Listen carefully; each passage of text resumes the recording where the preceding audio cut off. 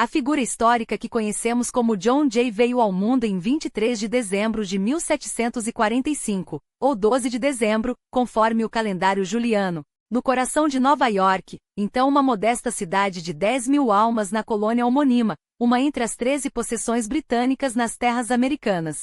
Seu pai, Peter Jay, nascido na própria Nova York em 1704, seguiu os passos do progenitor e prosperou como comerciante, negociando tecidos, madeira, peles e trigo. O avô de John, Auguste Jay, era um huguenote francês que fugiu da perseguição religiosa em sua terra natal, cruzou o Atlântico e se estabeleceu em Nova York, onde adotou o nome Augustus Jay e construiu uma fortuna como mercador. Já sua mãe, Mary Jay, descendia de uma influente família holandesa. Seu pai, Jacobus van Cortlandt, era um homem de negócios e político que ocupou cadeira na Assembleia de Nova York e foi 2 vezes prefeito da cidade, apesar de dominar pouco o inglês. Embora haja poucos registros sobre a vida de Mary, que pode até ter sido analfabeta, tudo indica que era uma mulher perspicaz, embora frequentemente acometida por doenças. O casamento entre Peter e Mary, celebrado em 1728 na Igreja Holandesa de Nova York, resultou em 10 filhos, dos quais 7 atingiram a idade adulta. John Jay nasceu em uma época marcada por conflitos incessantes entre Grã-Bretanha e França, disputas que se estendiam da Europa às colônias americanas. Para os comerciantes de Nova York, as guerras anglo-francesas representavam uma ameaça constante, além de prejudicar o comércio. Expunham a cidade a ataques de franceses e indígenas vindos do norte. Um mês antes do nascimento de John, Peter Jay decidiu buscar refúgio no interior, mudando-se para uma propriedade rural em Rye, próxima a Long Island. Embora a paz tenha sido selada em 1748, as hostilidades recrudesceram em 1754, quando o então coronel George Washington, à frente das tropas da Virgínia, entrou em confronto com forças francesas e nativas perto do Forte Duquesne, na disputada região do Ohio. Esse incidente deflagrou a Guerra Franco-Indígena na América do Norte, parte integrante da Guerra dos 7 Anos na Europa, que se encerrou em 1763 com a França perdendo quase todo seu vasto território norte-americano. O Canadá foi cedido aos britânicos, enquanto a Louisiana passou para as mãos da Espanha. Como súditos leais ao Império Britânico, Peter Jay e sua família comemoraram a vitória. Ainda criança, John iniciou seus estudos sob a tutela dos pais, revelando-se um aluno brilhante ao dominar o latim aos 6 anos. Antes de completar 8 anos, foi enviado para uma escola em New Rochelle, onde por 3 anos, recebeu instrução do mestre huguenote Peter Sotop. Em 1756, aos 10 anos, retornou para casa e continuou os estudos com um preceptor particular, George Murray. 4 anos depois, aos 14, ingressou no King's College, futura Universidade Columbia, instituição então com apenas 6 anos de existência e cerca de 20 alunos.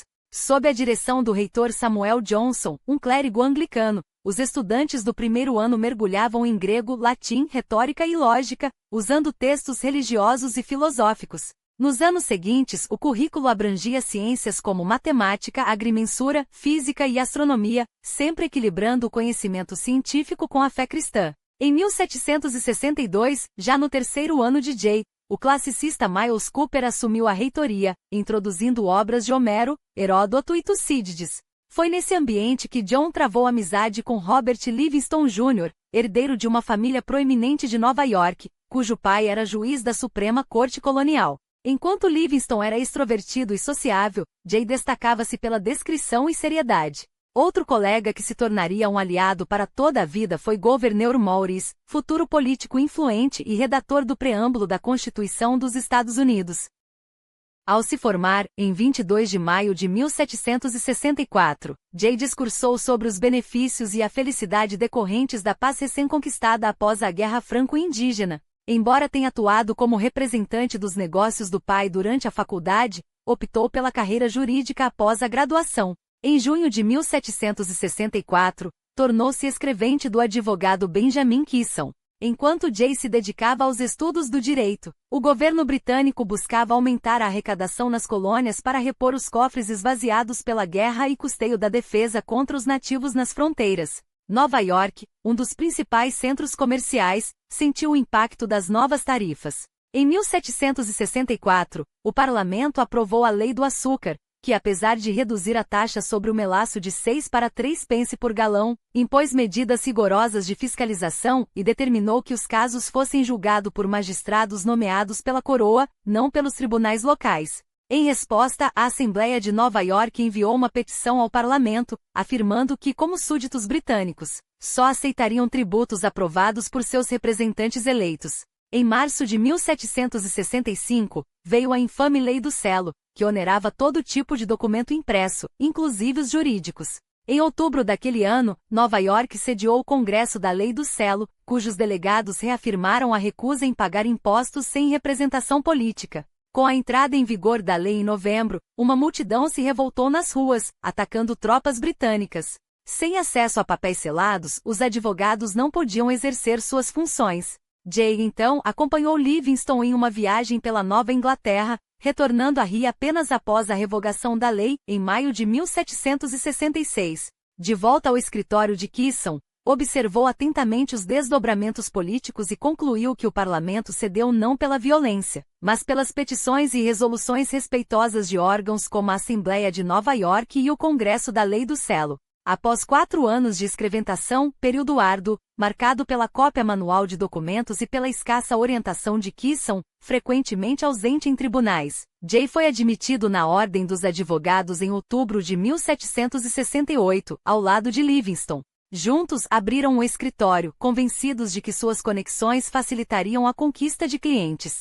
Em 1769, Jay dedicou-se a consolidar sua carreira, enquanto o cenário político colonial fervilhava com tensões que moldariam seu destino. Em 1770, Jay recebeu uma nomeação estratégica, integrar a comissão encarregada de resolver a disputa territorial entre Nova York e Nova Jersey, um conflito que arrastava divergências há décadas. Entre os membros destacavam-se figuras como Peyton Randolph, presidente da Câmara dos Burgesses da Virgínia, enquanto Kisson representava os interesses jurídicos de Nova York. Após meses de deliberações, a comissão inclinou-se majoritariamente a favor de Nova Jersey, mas adiou a análise de recursos para uma segunda sessão em Hartford, Connecticut. Quando o quórum falhou em se formar, os presentes marcaram um novo encontro para julho do ano seguinte em Nova York, onde, ironicamente, apenas um comissário compareceu. Para então, ambas as colônias já haviam aceitado na prática as novas fronteiras. No entanto, um detalhe revelador persistia: Jay, apesar de seu trabalho meticuloso, seguia sem receber pagamento.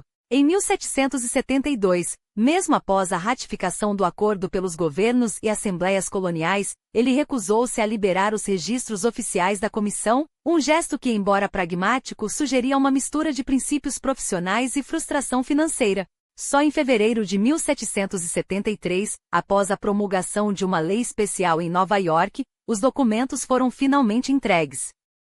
Paralelamente, Jay consolidava sua reputação nos círculos jurídicos. Desde novembro de 1770 participava do MOT, um fórum informal onde advogados nova-iorquinos debatiam os dilemas legais mais prementes da época, muitos deles envolvendo as complexas relações entre colônias. Com uma carteira de clientes em expansão, agora centrada em ações de cobrança de dívidas comerciais, ele dissolveu a sociedade com Livingston. Até 1774, seu escritório já faturava cerca de 1.000 libras anuais, alçando-o ao seleto grupo dos advogados mais prósperos da colônia. Mas sua insatisfação com a justiça colonial não era apenas financeira. A falta de formação jurídica entre os juízes dos tribunais inferiores o levava a propor reformas. Em fins de 1772, ele e Livingston sugeriram a criação de juízes itinerantes, advogados que atuariam como consultores técnicos para as cortes locais. A ideia, no entanto, foi rejeitada pelo governador e seu conselho, demonstrando os limites das mudanças dentro do sistema imperial. A despeito da imagem de estudante reservado que cultivara em King's College, Jay revelava-se um homem de contradições sociais. Na década de 1770, assumiu a organização de um Dance Assembly, evento onde a elite colonial se reunia para dançar, e não por acaso, onde jovens solteiros como ele podiam conhecer possíveis pretendentes. Foi nesse ambiente no inverno de 1772 a 73, que cruzou o caminho de Sarah Livingston, filha de William Livingston, influente político e advogado de Nova York, e primo de seu antigo sócio, Robert. Sarah tinha apenas 16 anos, mas já se destacava pela inteligência aguçada e uma beleza que atraía inúmeros pretendentes.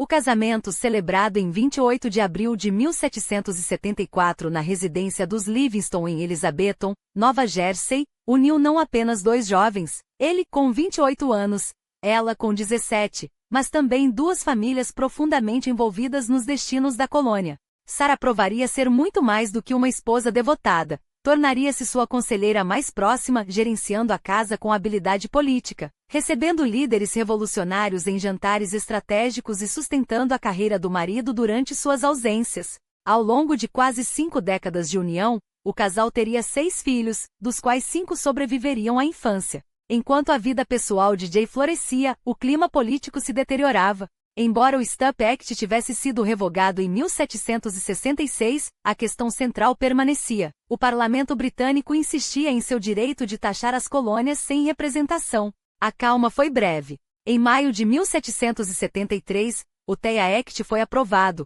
uma manobra para salvar a Companhia das Índias Orientais da falência, mas que na prática, reforçava o monopólio britânico sobre o comércio do chá. A medida inflamou os ânimos, culminando no icônico protesto de dezembro daquele ano, quando os Sons of Liberty invadiram navios da companhia em Boston e lançaram seu carregamento ao mar. A resposta de Londres foi implacável. Em 1774, uma série de leis punitivas, os chamados Intolerable Acts, fechou o porto de Boston e impôs um regime de ocupação militar sobre a Massachusetts. Em Nova York, as reações dividiam a cidade. Enquanto os radicais clamavam por um boicote total ao comércio britânico, os moderados como Jay buscavam uma solução coletiva. Em maio de 1774, ele foi nomeado para um comitê que avaliava a resposta da colônia aos atos coercitivos. Sua posição era clara: qualquer ação deveria ser coordenada com as demais colônias.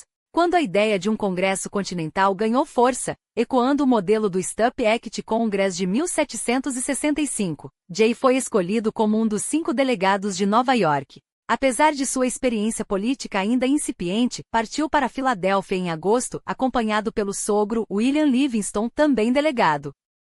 O primeiro Congresso Continental, inaugurado em 5 de setembro de 1774, revelou-se um exercício de equilíbrio entre interesses coloniais díspares e a urgência de uma frente unificada. Jay logo se destacou, integrado a um comitê responsável por redigir uma Declaração dos Direitos Americanos, alinhou-se a John Adams de Massachusetts, na defesa de que os direitos políticos dos colonos não emanavam apenas da Constituição Britânica, mas de princípios naturais e divinos. A maioria dos delegados, no entanto, ainda relutava em romper com a metrópole. Mesmo os mais radicais como Adams nutriam a esperança de uma reconciliação dentro do Império. Quando coube a Jay redigir o Address to the People of Great Britain, ele apelou para a memória da contribuição colonial na Guerra Franco-Indígena e propôs uma união política entre iguais, um último chamado à razão antes do abismo. De volta a Nova York em novembro, Jay encontrou uma cidade cada vez mais polarizada.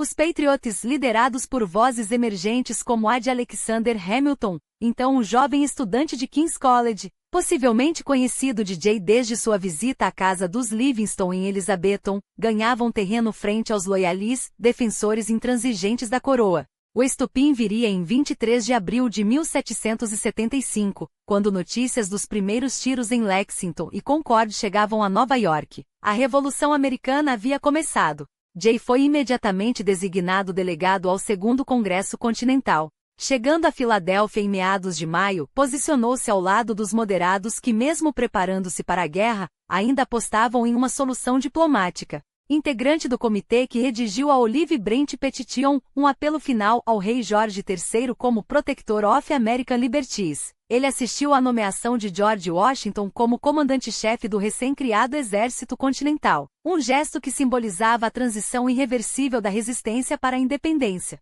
Após um recesso de verão, Jay retornou a Filadélfia em setembro, onde os debates sobre o comércio revelavam as fraturas entre as colônias. Enquanto algumas, como Carolina do Norte e do Sul, mantinham portos abertos por conveniência britânica, ele defendia que o boicote deveria ser seletivo, permitindo o comércio com outras nações fora do Império. Congressistas mais radicais, no entanto, impuseram um embargo geral com exceções mínimas.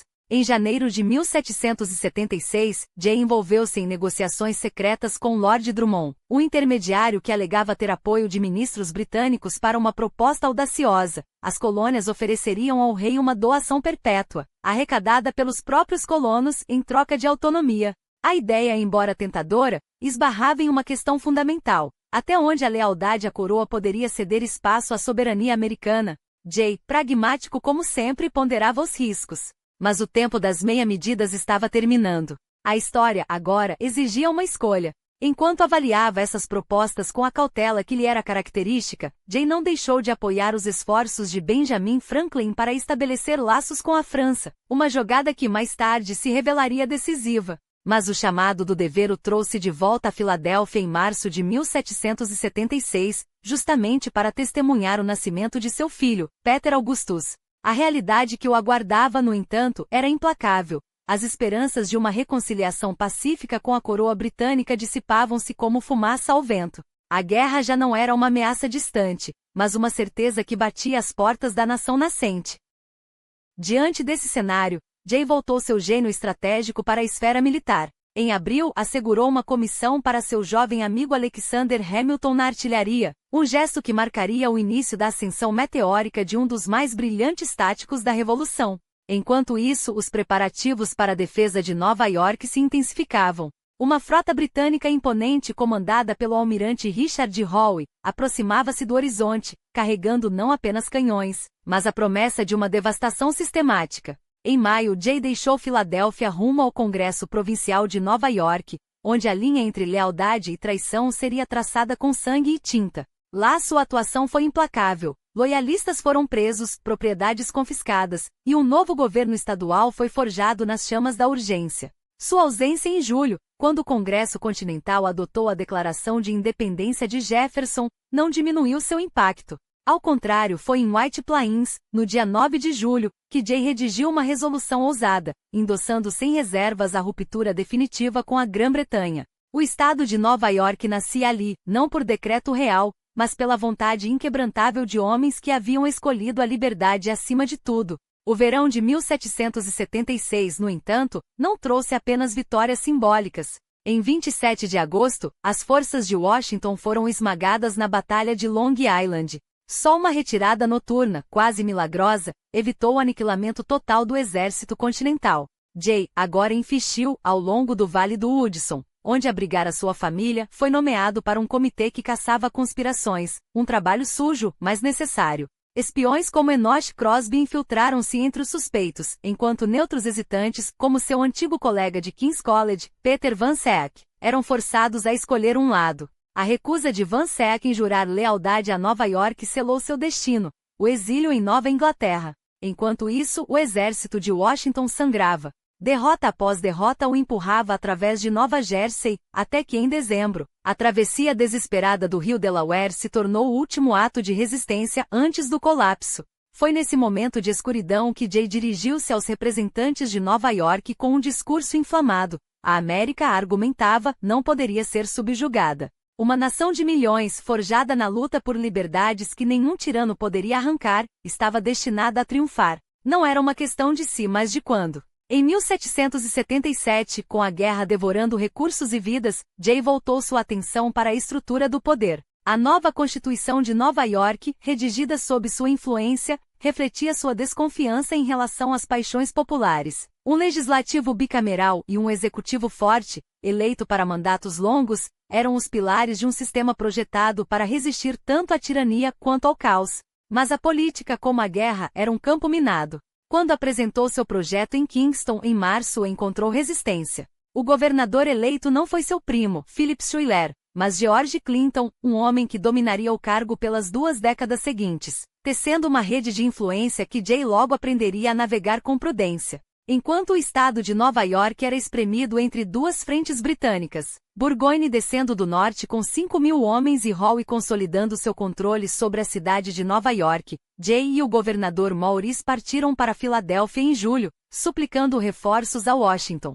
A recusa foi um golpe, mas não os deteve. Com uma eloquência que poucos igualavam, convenceram o Congresso a enviar 500 atiradores, uma migalha, mas suficiente para manter viva a chama da resistência.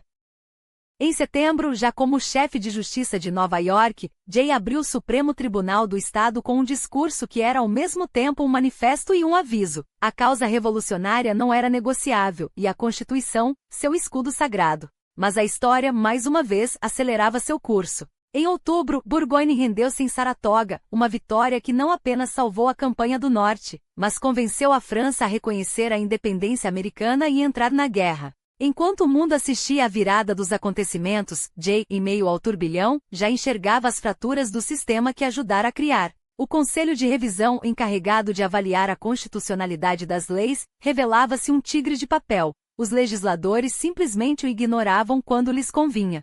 Em 1778, o chamado de Maurice o trouxe de volta a Filadélfia. Relutante em deixar sua família, Jay cedeu, não por ambição, mas por dever. A disputa territorial com Vermont, onde colonos de New Hampshire haviam declarado independência, exigia uma solução. E então, em dezembro, quando Henry Lawrence renunciou à presidência do Congresso Continental, o destino mais uma vez o colocou no centro da tempestade. Eleito para o cargo, Jay herdou um império de papel, um Congresso com poder sobre exércitos e alianças, mas sem meios de financiar nenhuma das duas. A crise econômica era um monstro de muitas cabeças. O dólar continental despencava em valor, vítima de uma inflação galopante. Congressistas como o próprio Jay sabiam que o verdadeiro poder residia nas legislaturas estaduais, mas sem fundos, a guerra estava perdida. Em uma carta aberta ao povo, ele argumentou com paixão e lógica. A América podia pagar suas dívidas de guerra, a questão era se queria pagar o preço da liberdade.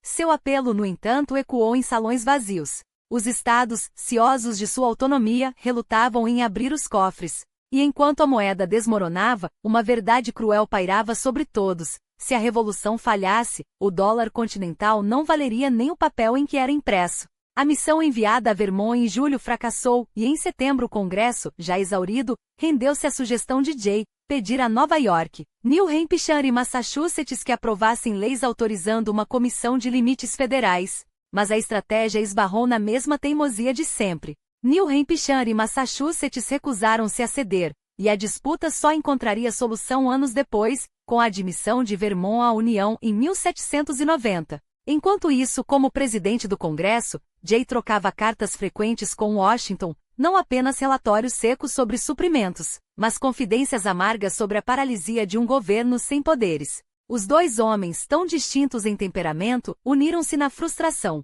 Um no fronte lutando para alimentar e armar tropas com uma moeda que se desvalorizava a cada dia. O outro em Filadélfia tentando governar uma confederação que se recusa a ser governada. Mas foi no palco da diplomacia que Jay enfrentaria seus maiores desafios. Como responsável pelas relações exteriores, ele se via constantemente arrastado para os jogos de poder entre as nações que, em teoria, deveriam ser aliadas. De um lado, Conrad Alexandre Gerard, o representante francês, que o manipulava com promessas vagas e pressões sutis para agradar a Versailles.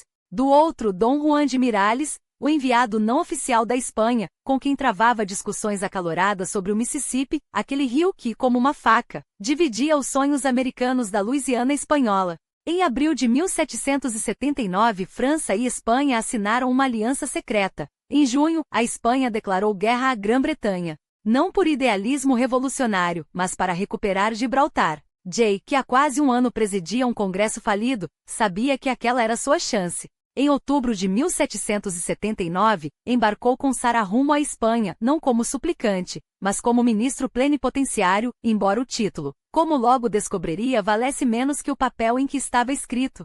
Chegou a Madrid com instruções claras: conquistar reconhecimento diplomático, uma aliança militar e, acima de tudo, ouro. Mas o conde de Floridablanca, ministro de Carlos III, recebeu-o com um sorriso cortês e uma verdade brutal. A Espanha não negociaria com um rebelde, apenas com um cidadão particular. Os cofres espanhóis, explicou, estavam fechados, até para pagar suas próprias despesas. Jay, humilhado, teve que recorrer a Benjamin Franklin em Paris para quitar contas de hospedagem. Por um ano, negociou sem piedade, oferecendo em troca do apoio militar espanhol nada menos que o direito sobre o Mississippi abaixo da linha 31 graus N. Ameaçou, aqueles termos não estariam disponíveis nas mesas de paz futuras. Mas nem a vitória de Yorktown, em dezembro de 1781, abalou a indiferença espanhola. Madrid queria Gibraltar, não uma república distante. A Espanha pode não ter assinado um tratado, mas sua guerra contra a Grã-Bretanha e a captura da Flórida Ocidental, o cerco a Gibraltar, foi um golpe indireto que aliviou a pressão sobre as tropas de Washington. Enquanto isso, em Londres, o governo de Lord North ruía. Em junho de 1782, Jay juntou-se a Franklin em Paris, onde o ar cheirava a paz e a traição. Os americanos haviam prometido à França não negociar separadamente com a Grã-Bretanha. Mas quando Richard Oswald, o emissário britânico, chegou com instruções que nem sequer reconheciam a independência dos Estados Unidos, Jay entendeu o jogo. A França, aliada em palavras, apoiava as ambições espanholas sobre o Mississippi e estava disposta a sacrificar territórios americanos em troca de seus próprios interesses. Era hora de jogar duro. Com Franklin doente e Adams ainda preso às negociações com os holandeses, Jay redigiu sozinho um rascunho audacioso: reconhecimento da independência, fronteiras generosas, evacuação das tropas britânicas e ousadia máxima, um acordo de livre comércio que ligaria as economias dos dois países. Incluiu uma cláusula engenhosa: os termos poderiam ser inseridos no Tratado Franco-Britânico, permitindo que os americanos negociassem diretamente com Londres sem romper formalmente com Versailles. Quando os britânicos rejeitaram a primeira versão, Sir Henry Strachey chegou para ajudar, e Jay soube que tinha vantagem. Adams, recém-chegado dos Países Baixos, compartilhava sua desconfiança em relação aos franceses. Por que pedir permissão para tomar o que já é nosso? Argumentava. Franklin, embora relutante, cedeu. As discussões esquentaram. Os britânicos exigiam compensação para os lealistas, os americanos, reparações pelos saqueios de suas cidades. Jay foi implacável. Congresso está calculando que a Grã-Bretanha deve a nós. No final, Londres aceitou um gesto simbólico em favor dos lealistas, e em 30 de novembro de 1782, as partes fecharam os termos preliminares. Era uma vitória esmagadora. Fronteiras além do que qualquer um ousara sonhar, acesso aos bancos de pesca do Atlântico, e a independência finalmente incontestável. Restaurava, porém, um dilema delicado: como informar aos franceses que haviam sido deixados de fora? Quando Vergennes, furioso, confrontou Franklin, o velho diplomata fingiu surpresa: nada foi feito às suas costas. Enquanto isso, Jay e Adams redigiam uma carta a Congresso, justificando a manobra com uma verdade inconveniente: a França não queria a paz, queria continuar a guerra até esmagar a Grã-Bretanha. Mas em março de 1783, o próprio Shelburne, acusado de ceder demais, renunciou. Seu substituto, uma colcha de retalhos entre Lord North e Fox, enviou David Hartley para fechar o acordo. O novo governo britânico, no entanto, não tinha estômago para reabrir a discussão. Em 3 de setembro de 1783, o Tratado de Paris foi assinado, com os mesmos termos que Jay havia esboçado meses antes, sozinho, à mesa de um café parisiense. A América finalmente era livre. Mas a liberdade, como Jay bem sabia, tinha um preço, e a conta ainda estava por vir. O Tratado de Paris, assinado em 3 de setembro de 1783 com termos quase idênticos aos que a Grã-Bretanha já havia imposto à França e à Espanha, não foi apenas um ponto final na Guerra Revolucionária, foi o início de uma nova batalha. Após a ratificação em maio de 1784 e o acerto das contas de sua missão na Espanha, Jay deixou Paris com a família, retornando a Nova York em julho daquele ano. Não como um herói qualquer, mas como o homem que havia garantido a independência com caneta, paciência e uma dose de audácia.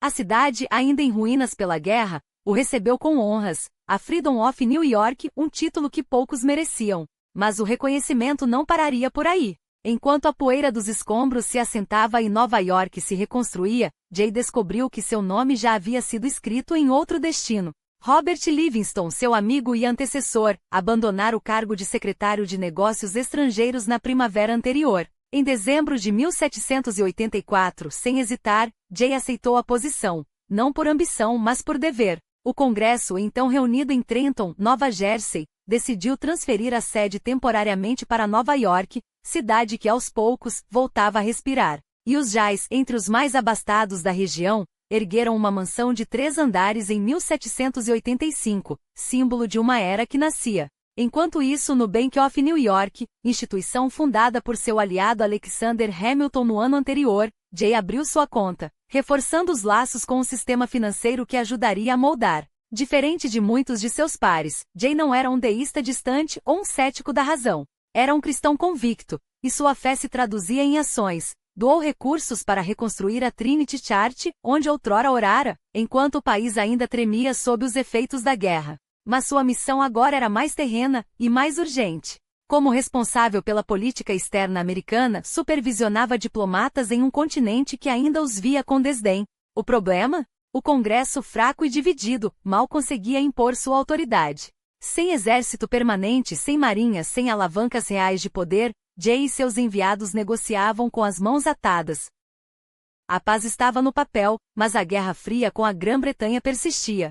Os britânicos se recusavam a abandonar os fortes estratégicos no noroeste, enquanto os estados americanos, em retaliação, aprovavam leis que sabotavam a cobrança de dívidas britânicas. Em março de 1785, John Adams foi nomeado embaixador em Londres, e Jay o instruiu a pressionar pela evacuação dos fortes, ao mesmo tempo em que exortava o Congresso e os estados a cumprirem suas obrigações sob o tratado. Era um jogo de xadrez em que cada peça se movia contra a outra. Em outubro de 1786, Jay apresentou um relatório explosivo ao Congresso. Os estados haviam delegado o poder de declarar guerra e paz à União. Logo, qualquer tratado federal deveria prevalecer sobre as leis estaduais.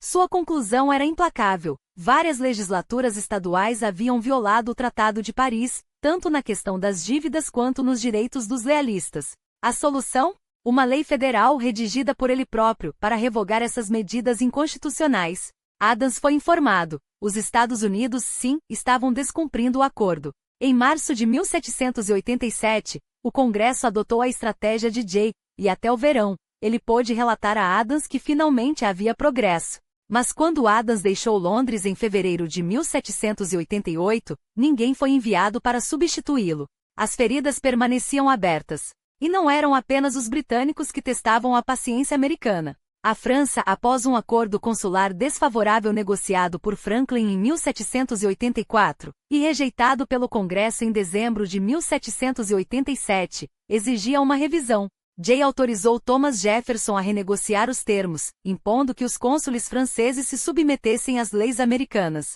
Seria um dos primeiros tratados ratificados pelo novo Senado, após a Constituição de 1789 entrar em vigor. Quanto à Espanha, a questão do Mississippi voltava à tona. Anos antes, Jay havia discutido o assunto com diplomatas espanhóis, mas agora, com a independência consolidada, os Estados Unidos tinham mais peso, embora não o suficiente. Madrid insistia em direitos exclusivos sobre o sul do Rio, usando como argumento as concessões que Jay próprio havia feito em 1780. O representante espanhol Gardoqui foi claro: sem acordo, o comércio com os americanos seria cortado. Jay, pragmático, sabendo que os estados do norte valorizavam mais o comércio do que o Rio, propôs limitar o uso americano do Mississippi por 25 anos. Mas o Congresso dividido não avançou. Outra batalha perdida por falta de unidade. E então havia os estados bárbaros, as potências islâmicas do norte da África, que saqueavam navios mercantes no Mediterrâneo, capturando tripulantes para vender como escravos ou cobrar resgates. Jay autorizou Adams, Franklin e Jefferson a negociar a paz com aqueles que chamavam de bárbaros, mas apesar de um tratado favorável com Marrocos, as outras três nações permaneceram intransigentes. Cada crise revelava a mesma verdade: o Congresso era um gigante de pés de barro. Sem poderes reais, sem meios de enforcement, Jay via seus esforços se esvaírem em debates estéreis. Sua resposta? Um manifesto pela centralização. Em setembro de 1786, quando Alexander Hamilton e James Madison convocaram uma convenção nacional em Filadélfia para reformar os artigos da Confederação, Jay não apenas apoiou, como já havia em seus relatórios pavimentado o caminho. Em uma carta a George Washington naquele mesmo ano, esboçou sua visão de Constituição: um governo nacional forte, com separação de poderes, um executivo limitado, um governador-geral com mandato fixo, um legislativo bicameral, uma casa vitalícia e outra eleita anualmente, e um judiciário com direito a veto sobre leis inconstitucionais, inspirado no Council of Revision de Nova York. Quando a Convenção Constitucional se reuniu em maio de 1787, com Washington na presidência, as ideias de Jay ecoaram nos salões. A supremacia da lei federal sobre as estaduais, tema que ele havia defendido com unhas e dentes, foi consagrada. Em julho, sugeriu a Washington que a presidência fosse negada a estrangeiros naturalizados, uma proposta que, ajustada, entrou no texto final. Apenas cidadãos natos ou aqueles já naturalizados na época da adoção da Constituição, como Hamilton, poderiam ocupar o cargo. Em meados de setembro, a versão final, refinada pela pena de Gouverneur Morris, foi publicada em um jornal da Filadélfia. Jay pode ter desejado um governo ainda mais centralizado, transferindo mais poder dos estados para a União, mas endossou o documento sem hesitar. A convenção decidiu. A Constituição entraria em vigor após a ratificação de 9 estados, e cada um deveria eleger uma convenção especial para o fim. O país se dividiu, federalistas que sonhavam com uma nação unida e forte e antifederalistas, apegados às liberdades estaduais como se fossem dogmas sagrados. A batalha pela alma da América estava apenas começando. Outubro de 1787 marcou o início de uma campanha intelectual sem precedentes. Alexander Hamilton e James Madison uniram forças sob o pseudônimo de Publius, lançando uma série de ensaios destinados a conquistar não apenas a nação, mas especialmente o coração de Nova York, estado onde a resistência antifederalista fervilhava. A estratégia era clara: persuadir os eleitores a escolherem delegados federalistas para as convenções de ratificação. Hamilton abriu a série com um manifesto vibrante, mas foi John Jay quem deu sequência aos 4 ensaios seguintes, antes que uma doença debilitante o afastasse temporariamente dos debates. Sua contribuição, embora limitada a 6 dos 85 textos que formariam os papéis federalistas, foi decisiva. Com uma prosa afiada e argumentos irrefutáveis, Jay desmontou as ilusões daqueles que acreditavam que os estados poderiam prosperar isolados. Em Federalista número 2, ele pintou um quadro sombrio. A rejeição à Constituição não traria liberdade, mas sim uma guerra civil lenta e inevitável. Somos um só povo, proclamou, evocando laços de sangue, língua e fé forjados na Revolução. Como a Grã-Bretanha sobreviveria se Inglaterra, Escócia e País de Gales tivessem exércitos separados? A analogia era implacável. Sem uma união forte, o Norte e o Sul da América poderiam se tornar inimigos mortais, repetindo os conflitos que antes dividiram ingleses e escoceses. Em Federalista número 3, Jay foi além. Um governo nacional não apenas evitaria guerras externas, mas atrairia os homens mais capazes do país, aqueles que honrariam os tratados e preservariam a paz. E em Federalista número 4, ele desfez o mito da invencibilidade estadual. Como uma confederação frágil resistiria a potências estrangeiras? A resposta era óbvia: só uma nação unida poderia garantir segurança e respeito no palco mundial. Recuperado de um ataque de reumatismo no início de 1788, Jay retornou à batalha intelectual com Federalista número 64, defendendo o poder presidencial de negociar tratados, um mecanismo essencial para evitar que o Congresso, volúvel e dividido, sabotasse a diplomacia do país. Enquanto isso, nas ruas de Nova York, a disputa se intensificava. A cidade bastião federalista contrastava com o interior do estado, onde os antifederalistas, liderados pelo astuto governador George Clinton, dominavam com uma vantagem esmagadora de 2-1. Mas Jay conhecia seus adversários. Muitos deles, embora públicos em sua oposição, eram homens pragmáticos, e ele apostava que com algumas concessões poderiam ser convencidos. A tática federalista era simples: ganhar tempo.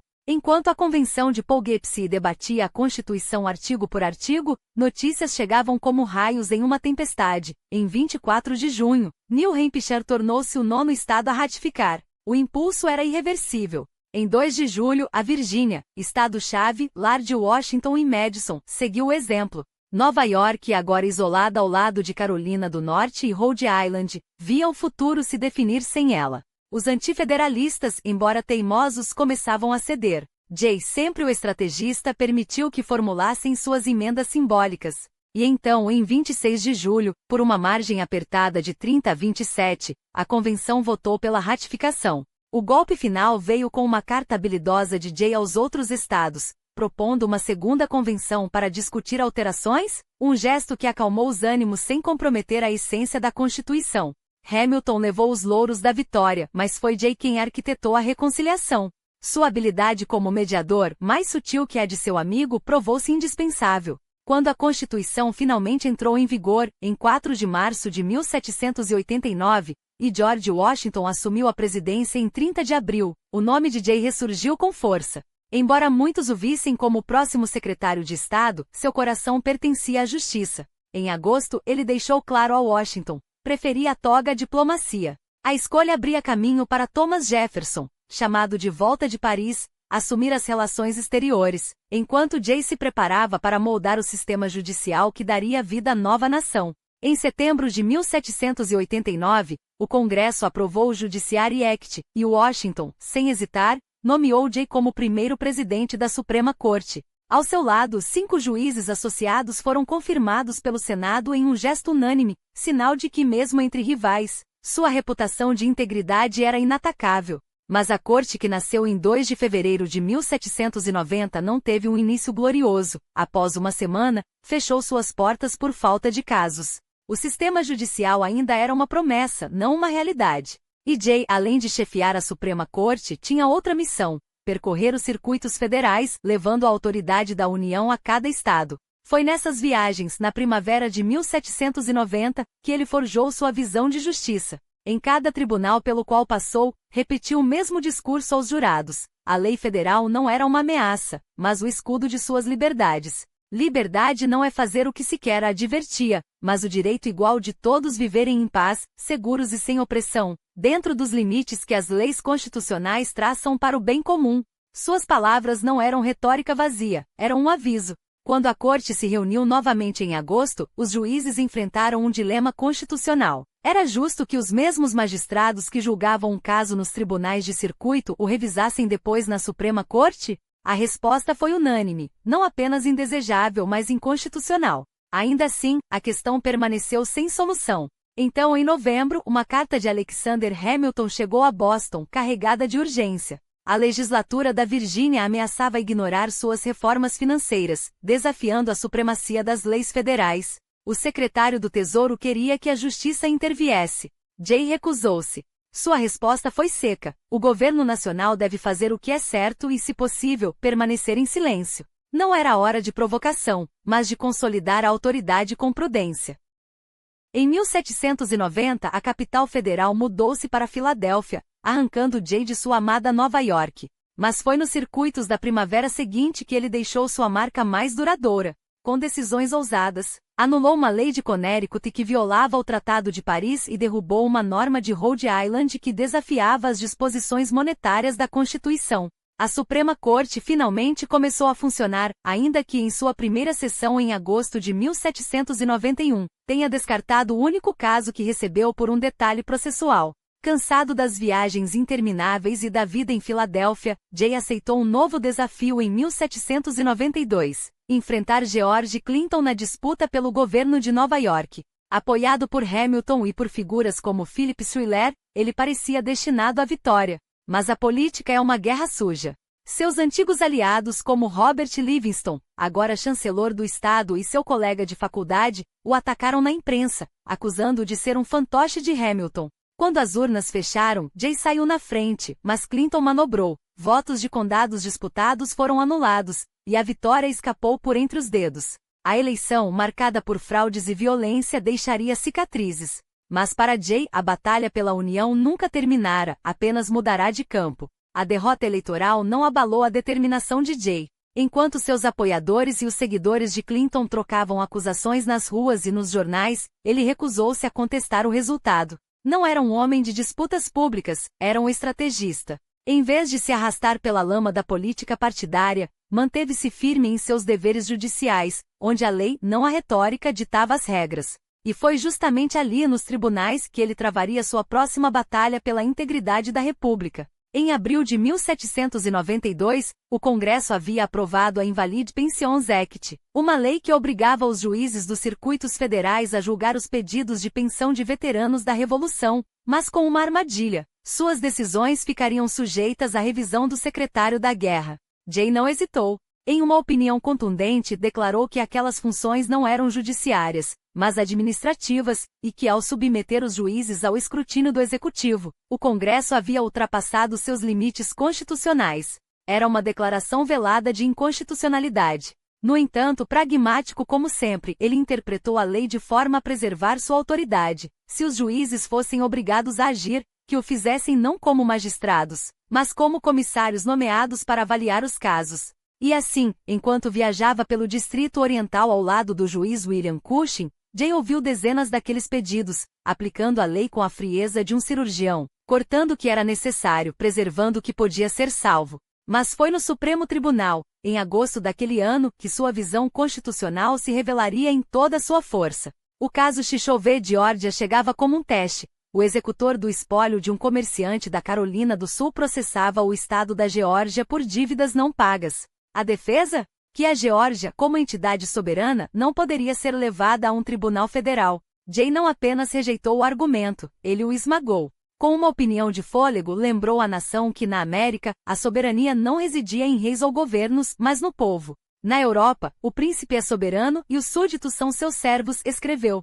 Aqui o povo é soberano, e os estados são suas criações. Se a cidade da Filadélfia podia ser processada, por que não o estado de Delaware? Se a Constituição dava aos tribunais federais jurisdição sobre disputas entre estados e cidadãos de outros estados, onde estava a imunidade sagrada? A decisão, por 4-1, foi um golpe de mestre jurídico, e um desastre político. O Congresso e as legislaturas estaduais se revoltaram. Em 2 anos, a 11ª emenda seria ratificada, blindando os estados contra processos federais. Mas Jay não se arrependeria. Para ele, o direito não se curvava ao clamor popular. Era o clamor que deveria se curvar à razão. Enquanto isso, além dos tribunais, a tempestade se avizinhava. A Revolução Francesa, que começara com ideais de liberdade, afundava no terror. Em janeiro de 1793, a lâmina da guilhotina caía sobre Luís XVI, e a Europa mergulhava na guerra. Os federalistas, liderados por Hamilton, inclinavam-se para a Grã-Bretanha, os republicanos de Jefferson e Madison para a França. Ambos os lados, porém, concordavam em uma coisa: a América não poderia se deixar arrastar para o abismo. Jay, mais uma vez, estava no centro da crise. Em abril, ajudou a redigir a Proclamação de Neutralidade de Washington, um ato de equilíbrio diplomático em meio ao caos. Mas a presença do enviado francês Edmond Charles Genet, que de Nova York, armava corsários para atacar navios britânicos, transformou a neutralidade em um campo minado. Quando Washington e Jefferson pediram ao Supremo Tribunal um parecer sobre a legalidade das ações de Genet, Jay recusou-se a emitir opiniões abstratas. A corte não é um conselho de ministros, escreveu ao presidente. Mas como político federalista não ficou de braços cruzados. Ao lado do senador Rufus King, moveu uma campanha para expor as manobras de Genet ao público, minando a causa francesa nos Estados Unidos. A paciência americana, porém, tinha limites. Em 1794, a Marinha Britânica começou a sequestrar navios mercantes nos mares do Caribe e a recrutar à força marinheiros americanos para suas fileiras. A guerra parecia inevitável. Foi então que Hamilton, após recusar o cargo, indicou Jay para uma missão quase impossível: negociar com a Grã-Bretanha um tratado que evitasse o conflito, recuperasse as perdas comerciais e resolvesse as pendências do Tratado de Paris, incluindo a devolução dos fortes no Noroeste e o pagamento das dívidas revolucionárias. Alguns questionaram a ética. Um juiz da Suprema Corte aceitando uma missão diplomática? Jay, porém, não via conflito. A Constituição não proibia, a República exigia. Em abril de 1794, com as instruções de Hamilton na mão, ele partiu para Londres. Não ia como suplicante, mas como um homem que sabia o valor do que carregava, a última chance de paz. Ao seu lado levava o filho, Peter, e uma determinação que nem mesmo o Atlântico poderia abalar. Quando desembarcou em junho, a recepção foi cortês, mas as negociações, desde o primeiro aperto de mão com Lord Grenville, primo do primeiro-ministro Pitt, revelaram-se um jogo de xadrez com peças de dinamite. Os britânicos ouviram suas queixas sobre os sequestros e o alistamento forçado com simpatia vaga, prometendo, no máximo, ordens genéricas a seus capitães. Jay, porém, não era homem de meias medidas. Em agosto, apresentou seu primeiro rascunho. Os fortes do Noroeste seriam evacuados até junho de 1795. Comissões resolveriam as disputas de fronteira. E, acima de tudo, haveria compensação mútua. A Grã-Bretanha pagaria pelos navios apreendidos. Os Estados Unidos liquidariam as dívidas pré-guerra. Mas o verdadeiro teste estava no comércio. Jay propôs a abertura dos portos britânicos aos navios americanos e vice-versa, com uma ressalva crucial: as embarcações dos Estados Unidos poderiam transportar mercadorias das Índias Ocidentais, mas não aquelas produzidas nas colônias francesas ou holandesas. Era uma concessão perigosa, quase um bloqueio disfarçado. Grenville, astuto, contra-atacou. Os fortes só seriam devolvidos em 1796, e a fronteira do noroeste seria empurrada para sul, sob o argumento de que o Tratado de Paris garantirá à Grã-Bretanha direitos de navegação no Mississippi, logo, o limite canadense deveria alcançar o rio. Jay não cedeu sem luta. Argumentou que a linha original, traçada dos Lagos dos Bosques até o Mississippi, ainda era válida, e que caberia aos comissários de fronteira, não a diplomatas, decidir. Mas o tempo urgia. A cada dia a guerra ficava mais próxima. E em Londres, sob os olhares desconfiados de Pitt e os murmúrios dos jornais americanos, ele sabia, um erro, e a República pagaria o preço. Jay não se dobrou. Com firmeza, rejeitou a tese de Grenville de que o direito de navegar pelo Mississippi implicava soberania sobre as terras adjacentes, um argumento que, se aceito, entregaria aos britânicos o controle sobre vastos territórios a oeste. Grenville, o negociador francês presente, cedeu ao ponto. E assim, com uma canetada, Jay garantiu que os Estados Unidos mantivessem não apenas Minnesota, mas o caminho aberto até as Montanhas Rochosas e além rumo ao Pacífico. Não era mera retórica, estava escrito no rascunho revisado que ele apresentaria, selado com uma declaração solene de paz firme, inviolável e universal, e de amizade verdadeira e sincera entre as nações. O tratado foi assinado em 19 de novembro, baseado em grande parte na oferta de Grenville de agosto, mas não sem concessões. Jay sabia que não havia conquistado tudo o que desejava. A Grã-Bretanha mantinha postos avançados no noroeste, os navios americanos ainda seriam apreendidos sob pretextos duvidosos, e os leais britânicos teriam direito a indenizações.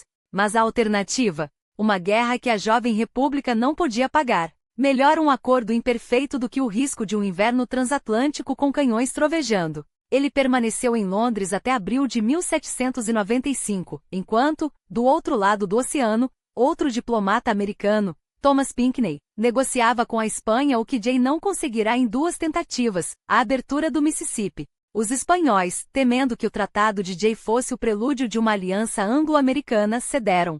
O rio finalmente seria livre.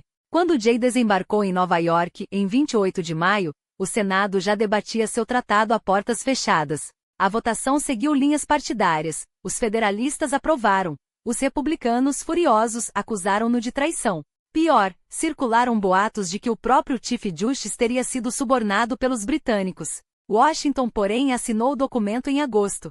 A tempestade de protestos arrefeceu. A guerra fora evitada, e isso para Jay era vitória suficiente. Mas a política não esperava. Enquanto ainda cruzava o Atlântico, seu nome fora lançado para o governo de Nova York. Ele assumiu em 1º de julho de 1795, renunciando à Suprema Corte no dia anterior. O estado mudava, a migração para o interior transformava o mapa demográfico e em 1796 a capital foi transferida de Nova York para Albany, mais próxima do novo centro de gravidade.